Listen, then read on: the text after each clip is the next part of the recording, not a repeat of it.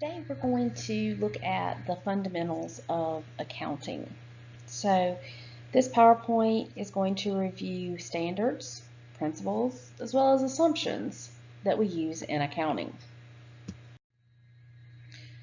So when we look at accounting, we do have some different standard setting boards as well as some different standards. And so what we're going to look at first is what we have as far as the United States is concerned, and then we'll briefly touch on what the world actually uses. So as far as our standards, they are known as Generally Accepted Accounting Principles, or GAAP. And the things that they require of us is that we need to be relevant in what information we provide, and what the definition or what we look at when we're deciding if something is relevant or not is that the information that we are providing is capable of making a difference in making the decision. So we always want to make sure that the information, we strive for it to be relevant, so that we look at, will it make a difference in a decision that someone is making. Another principle that we look at is faithful representation. So we want to make sure that all the information that we are providing accurately reflects what is going on with that particular business. And then the last thing we look at is comparability.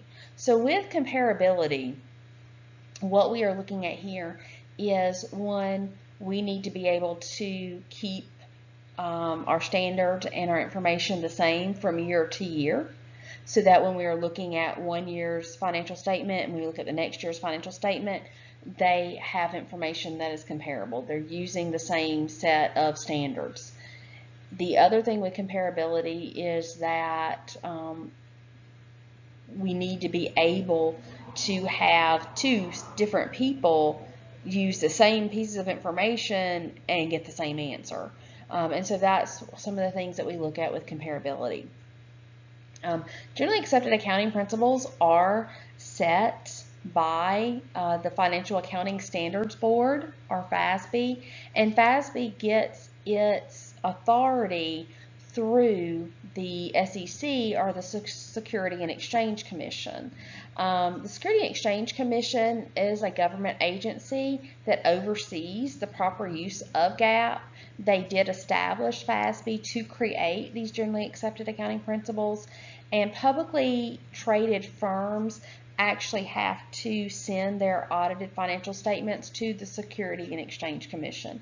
So they're really that overseer that makes sure that companies are kind of doing what they're supposed to be doing, and they protect the public good for those publicly traded companies.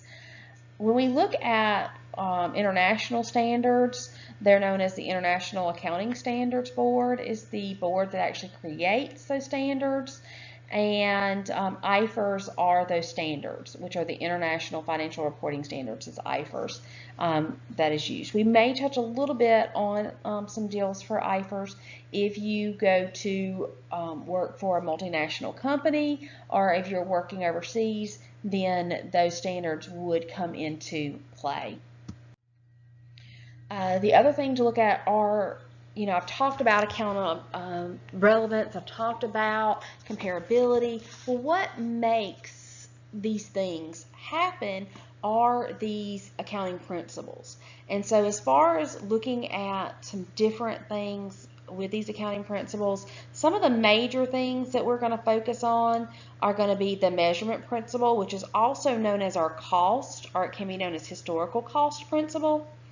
And what this does is it states that we look at the cost of an item. So we record items at cost.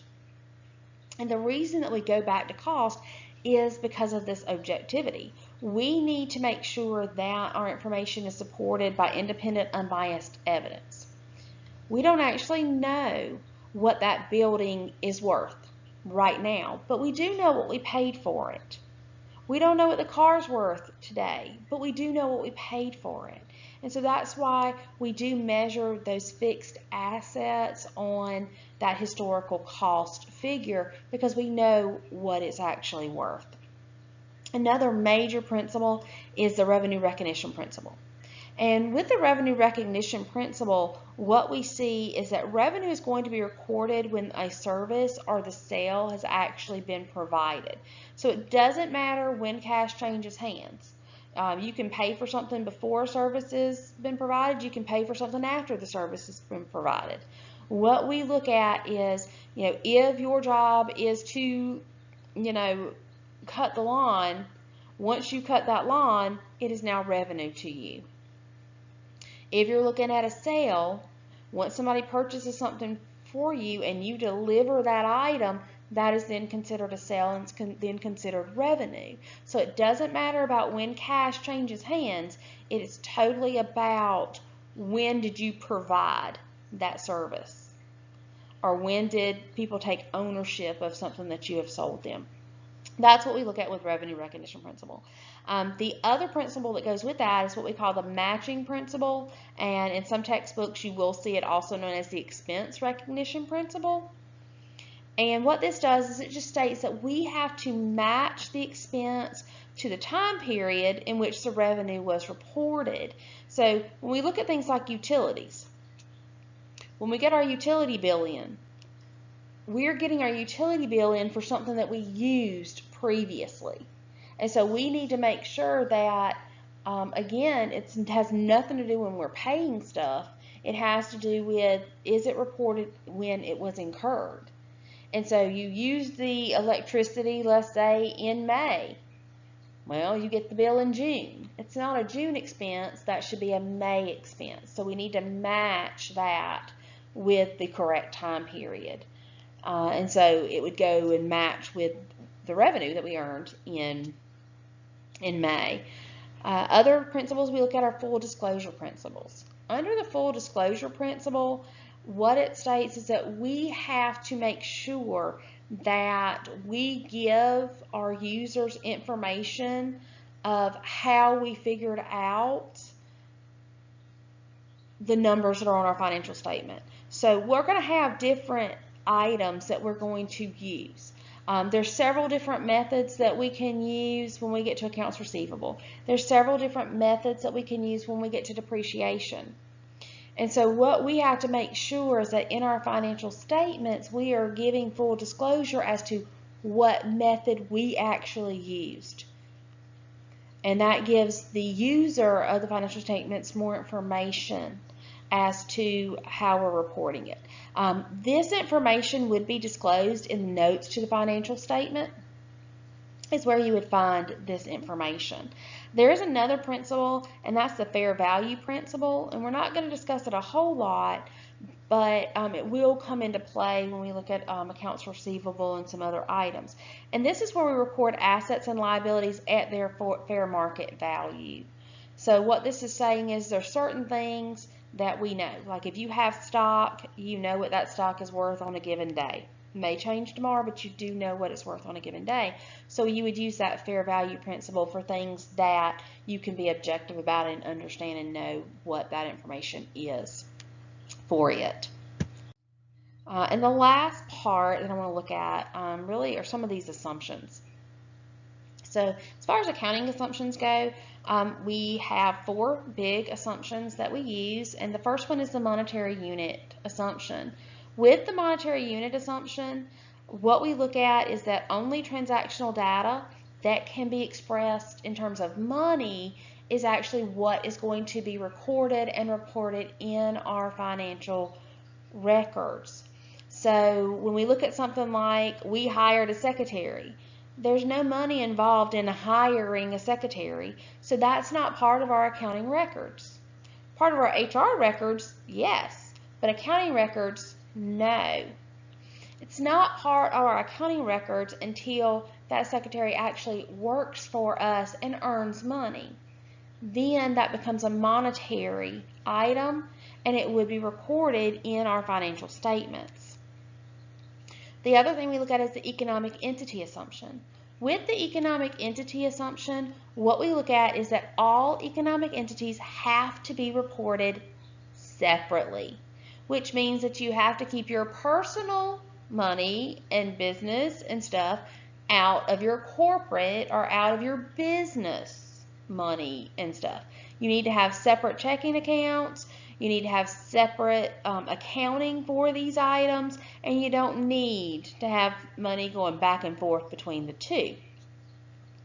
Unless it's like a loan or a repayment or drawings. I mean, that would be the only way that you would have different things happening. But you do have to report separately. And even if you have subsidiaries to businesses, those need to have their own checking accounts and be reported separately as well.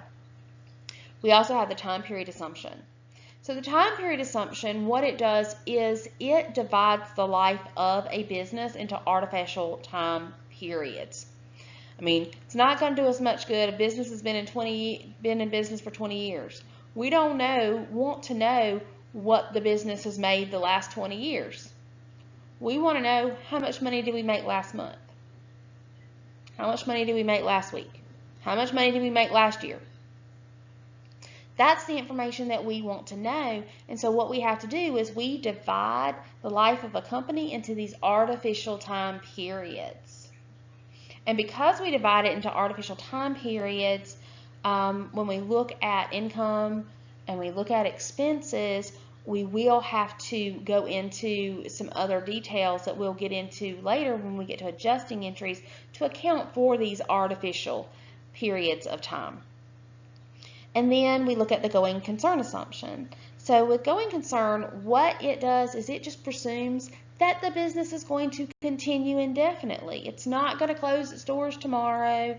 It's going to continue its operations, and we just have that assumption that the business will continue doing what the business is doing. And so those are the four main assumptions that we look at.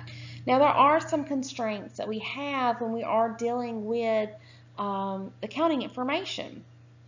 And one of them is the cost-benefit constraint. We only want to look at those information where the benefits are greater than the cost to disclose them.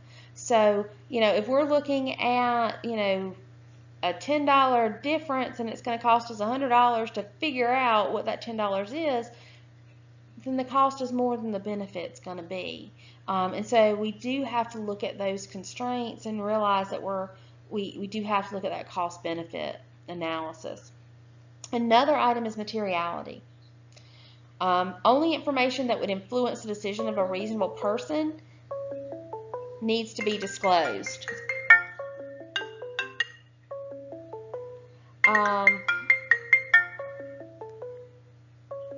So when we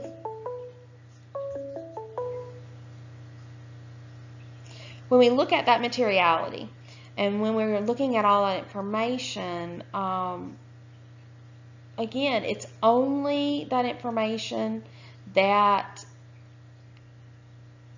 is going to influence a decision from being made. In other words, a penny is not material. So looking for that penny is not material. Materiality is going to depend on the business. One business materiality may be $100 because it might make a decision change for a small company. For another company, I mean, you may look and say, that $1,000 is not material. If you're a multi-million-dollar company, $1,000 is not going to be material. So materiality is going to depend on the business that you are looking at. And then the other thing we look at is conservatism. So with conservatism, what this is looking at is that we recognize the expense and liabilities as soon as possible. So when it comes to an expense, it comes to a liability, we want to make sure that that is in our books, because that is the conservative way of looking at things. We don't want to overstate our assets. We don't want to overstate our revenue. We want to make sure that those, we're lowballing, I guess you could say, different pieces of information. So we're only going to recognize revenues and assets when we are for sure they're going to happen.